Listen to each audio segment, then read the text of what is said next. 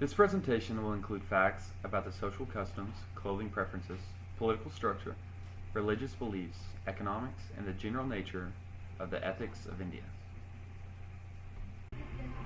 Social customs in India are dramatically different than that of America, but one thing that's kind of similar is the holiday of Diwali.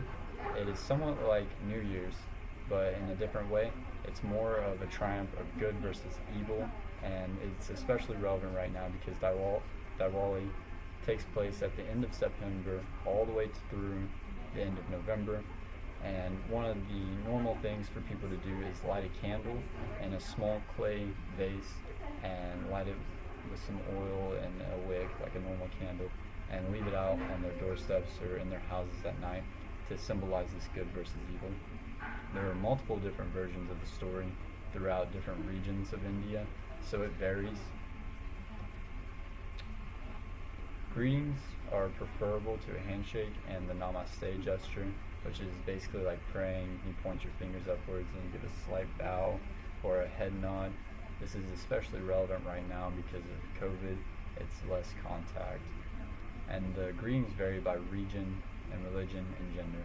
So depending on where you are, more likely in a business setting, they would like a handshake, and more likely in the country, namaste, or around Buddhists, namaste would be a more preferable greeting. And by religion, Muslims do not normally greet their women by physical contact or by a kiss or a hug or anything like that. So the religion and gender kind of plays a hand-in-hand role.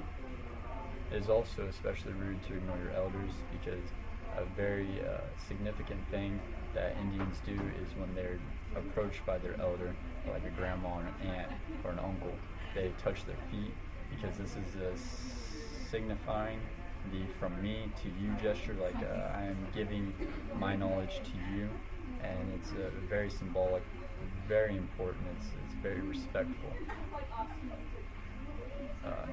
Saying thank you could also get you in trouble because saying thank you is very rare.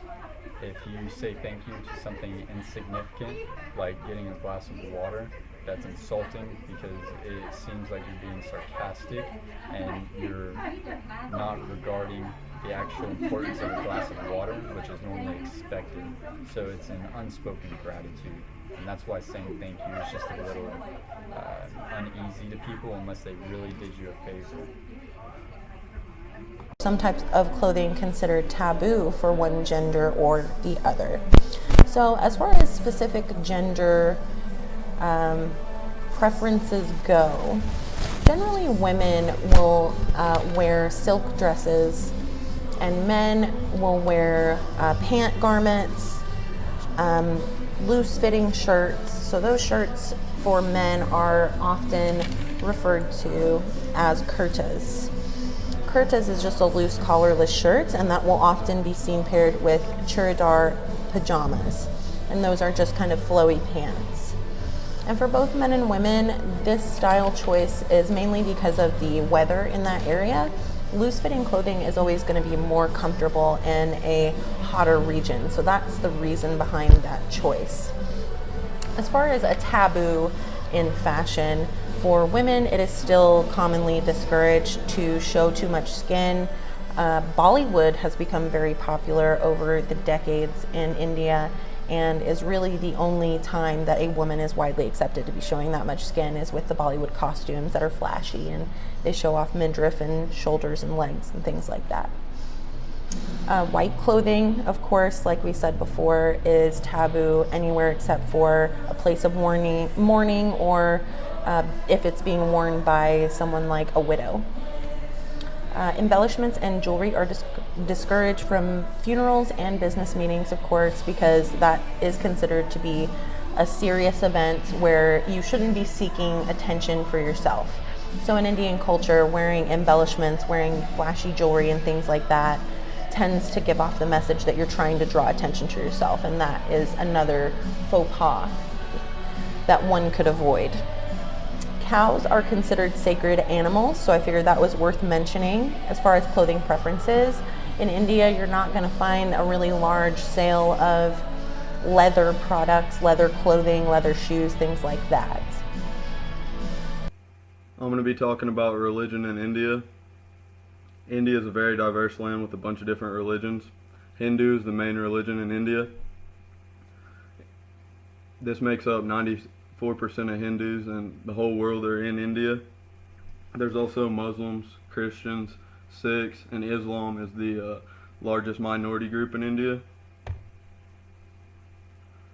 Religious tolerance over the past 10 years has been deteriorating rapidly. In the 1942 Constitution of India, it states that there would be religious freedom, but it has been identified that there are several limitations to the religious freedoms in India. Several radical groups of Hindus that don't like the minorities, and the minorities are slowly dying out. In 2017, 100 people died, and 2,038 were injured due to religious clashes. The Hindu extremists like to take out the other religious groups. The Hindus love to throw huge festivals. They throw some of the biggest festivals in the world. These festivals consist of dancing, singing, worship, pretty much anything you can think of in a festival, eating, all kinds of different stuff. They hold respect for all animals as a basic principle. There are several famous animals in the Hindu religion. The cow is the most famous. They love dairy over there. If you get caught killing a cow, you get a life in prison. It's pretty tough for that. They also think fire, wind, sun, and soil are considered holy. So India speaks over 30 different languages, with most of the population speaking Hindi. Most of India speaks their own language according to different regions.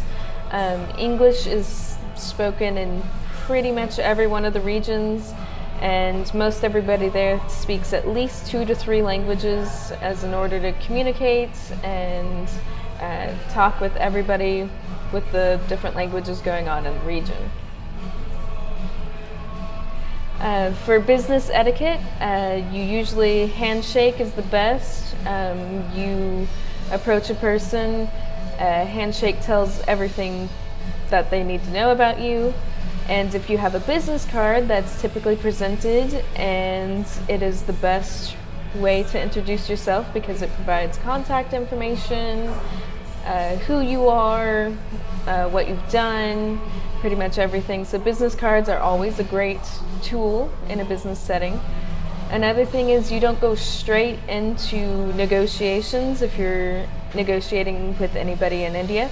They like to know a little bit of your background, who you are, who your family is, just kind of start with a little bit of small talk. And one of the most important things in India is a sense of trust. They don't really like contract-based or purely contract-based deals. They prefer to meet you in person and tell what kind of a person you are before making any kind of deal. As far as exports, most exports from India are raw materials. A lot of them are jewelry, precious stones, any metals, anything like that. In the past few years, India has taken the lead in the largest producer of milk, and so they export a lot of milk. Another is medicines, any packaged medicines, anything like that. That is also a lot of India's exports. And they're also really known for diamonds. They are the most exported mineral from India. So we're talking about the values, ethics, and beliefs of the people of India and the society as a whole. So is politeness more important than factual honesty to the people of India? So the culture of India is actually very strict on the idea of politeness, so much so that they've developed a very high tolerance to dishonesty. And this is an issue, like I recognize it as an issue, but their cultural beliefs are so strong that they just don't seem to care to fix the issue. The Indians' attitude towards work and towards money. So historically, the Indians have been conservative but the new generation has actually changed a bit. So the new generation of Indians have become more free spending with their new influx of cash. So